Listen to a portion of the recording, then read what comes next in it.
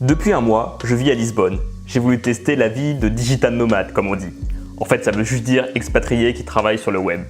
Je suis dans un appart avec 2 colocataires et on a pris un Airbnb. Et vous savez quoi?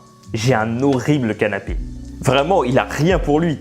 Et quand je regarde le canapé qui est en face, oui parce qu'en fait on en a 2, je comprends pas vraiment ce qui s'est passé dans la tête du propriétaire. Le deuxième canapé semble plutôt cool, plutôt sobre, classique. On peut s'allonger entièrement dedans, poser notre ordinateur, bref, plutôt sympa. Pourtant, au bout de quelques instants, vous sentez l'inconfort. Les dossiers sont durs et s'allonger dessus n'est pas vraiment une bonne idée. Vous vous retrouvez à devoir prendre un des dossiers pour vous en servir comme coussin. Pas terrible. Et le canapé moche, lui, est extrêmement confortable. Tellement confortable qu'on pourrait s'y endormir en seulement quelques instants. On s'y sent bien, on a envie de rester, de prendre un livre, voire même de regarder un film pendant 2 heures. Cette histoire me fait penser à une grande leçon d'entrepreneuriat. Combien de personnes sont obsédées par des choses qui sont de l'ordre du détail? Le truc, c'est que quand on commence, on passe tous par là.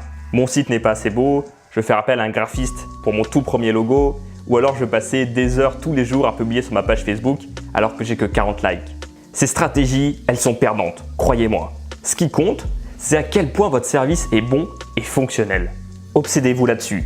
Surdélivrer et n'ayez jamais peur d'en faire trop. En fait, plus votre service sera bon et plus il sera facile à vendre. Parce que vous serez fondamentalement convaincu que votre service va aider des gens. Et tout le reste au début vous fait perdre du temps. Et de toute façon, vous pourrez l'optimiser plus tard.